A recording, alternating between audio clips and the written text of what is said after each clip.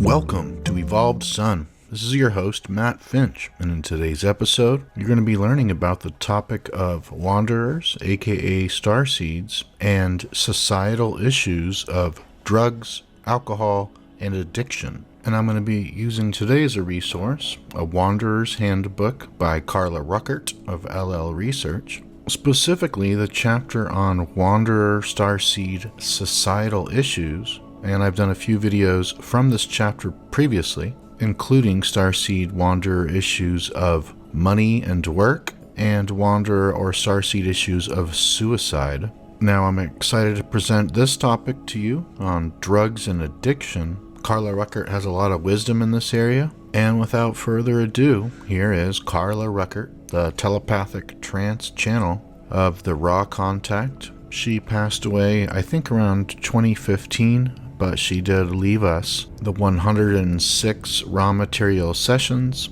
as well as several books on the Law of One and the raw material and related topics. Alright, so here's what Carla has to say about wanderers, aka Starseeds, and societal issues of drugs, alcohol, and addiction. Drug addiction seems to be a part of every society, from the most primitive to the most technologically advanced. We as human beings seem to be able to find an infinite number of ways to alter our consciousnesses with things we drink, eat, smoke, or have injected into our systems. Excessive use of such substances seems to be an integral part of celebrating holidays and special occasions for many. I would be the last to condemn the more innocuous substances out of hand, for I enjoy a little in moderation. On the other hand, having had alcoholics in my birth family, I know exactly how much chaos and distress overuse of addictive substances causes in a family. Usually, though cigarette smoking is a nasty and mortal addiction, its excess does not break up families, nor do caffeinated substances like tea, coffee, and cola. But the full range of other drugs can and will break up families and destroy people with a ravenous and impersonal hunger. In some cases, such as with hard drugs and street drugs, I would feel secure in advising us all never to pick up or try them even the first time. All the various forms of cocaine, all the party drugs, designer drugs, and safe drugs with various names with exotic chemicals in them, can be counted on to be too hot to handle by anyone. For alcohol and marijuana, however, I see appropriate usage as a matter of degree. Those of Quo suggest the nature of addiction or vice can be seen to be that which takes a good thing and simply overdoes it. What drives entities to addiction, very simply, is the instinct that the body, the mind, and the spirit have to seek comfort, enjoyment, and peace. The drug seeker is looking for ways to feel better. In this way, it can be clearly seen that drug usage is service to self in its polarity. C.S. Lewis said that there is no neutral ground in the universe. For the victim of substance abuse, there is no neutral ground between the self-serving negative path and the positive path of service to others and the seeking of the higher self. It is one or the other. For a person in pain, the service to self aspect is largely irrelevant, for it is felt that the drugs are needed to allay pain. And Jonathan Boyne says, "Testing highly and interested in everything, I received a scholarship, but dropped out. Disillusioned by available sources of knowledge. Experimented with LSD, had great insights and depression. It seemed clear that Earth was headed for disaster of all sorts, some of which I have seen from space, in ships out of body, with no sane livelihood available. Suicidal at 18 to 20. I was hospitalized 3 times for overdoses, wanting to return to a more sensible place. Especially when we are alienated and unable to find satisfying work, Earth can seem far less than a sensible place. However, drugging the self to the point of overdose is a far cry from that thought of using a little pot or alcohol to enhance a celebration. So, if we are trying to come to some conclusion about our own usage, we need to see where we are on that scale, from celebratory drugs to sociable drugs. We need to see where we are on that scale, from celebratory drugs to sociable drugs to drugs as a painkiller to drugs as an escape. The first 2 categories are pretty safe for most people, although if we are from addictive gene pools, we must always watch any intake. The third category is not one we want to be in often. And the fourth category is never a good idea to choose. Drugs may seem like an escape, but they are a blind alley, often a fatal one to enter.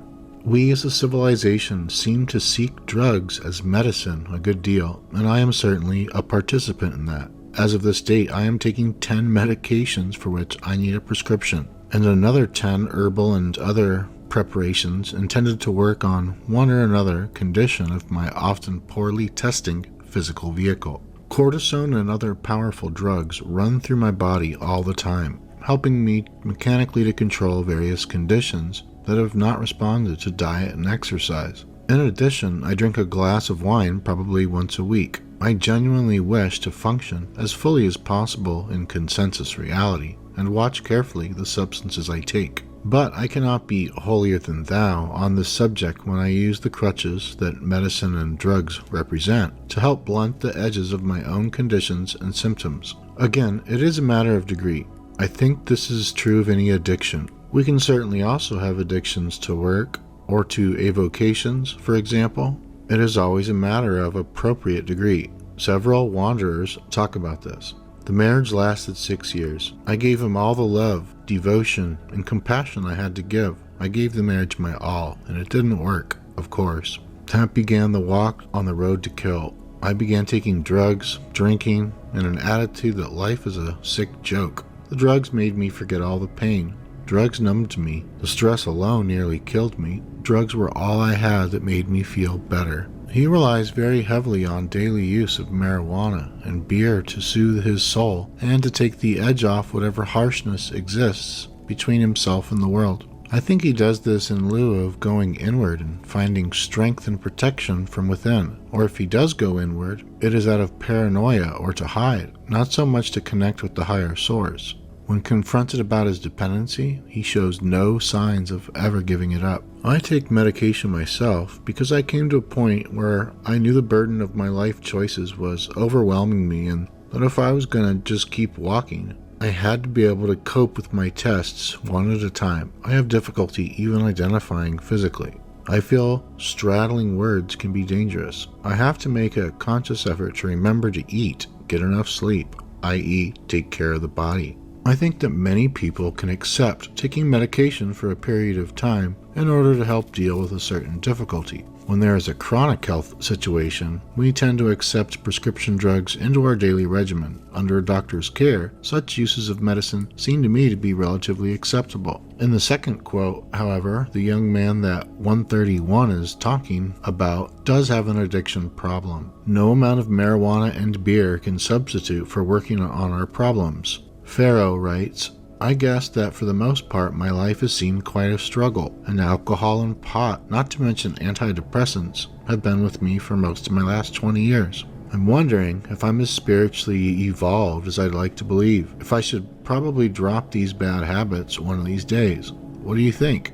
I believe I counseled him to keep the antidepressants, but to think carefully about the extent of his other two substances, pot and beer. It is so easy to get into an excessive habit when all we really intended was to indulge in moderation. And moderation can be the difference between a very pleasant life and one rendered dysfunctional and unmanageable. I am not a Puritan, but I do encourage this concept of moderation. It is often the case that people come to consciousness-altering substance use as aspirants after knowledge, wisdom, light, and realization. Perhaps some have had great insight thereby. My experience is limited to having taken LSD twice in the early 80s and finding no trips in consciousness taking place, just a feeling of great well-being and an unusually ample supply of physical energy which enabled me completely to clear away all my office work that day. However, the after effects of this usage was so severe for me physically that I decided not to take LSD again, and I have not. Jim McCarty comments, drugs, sex, and rock and roll was the new religion of the day in the late 60s, and I was dedicated to becoming one of its saints. I smoked a lot of marijuana and took a couple of trips on acid, on one of which I heard a voice in my brain say very clearly, you don't have to be stoned to be here. In this regard, as in so many others, Jim's wonderful combination of good, sound judgment, and physically accurate intuition and guidance are tremendously appreciated by me. The guidance he got that we don't have to be stoned to achieve altered states of consciousness is to my mind most important. I know, for instance, of several methods of altering consciousness that have nothing to do with drugs. Sustained exercise can bring on satori, as can dancing and shamanic activity. Those of Oxal note, "Nothing is clear in your illusion. Nothing can ever be permanently clear. It is possible to place the mind within a different state of consciousness, because consciousness has little to do with the illusion. That is precisely what the Sufi who dances, the shaman who twirls, the runner who goes beyond his limits, or the entity which takes mind-altering drugs intends to do. It intends to move to a point of view which is less illusory and more full of that which all humankind seeks, truth." The dancing and exercising, to me, are far safer for the waking personality than taking drugs.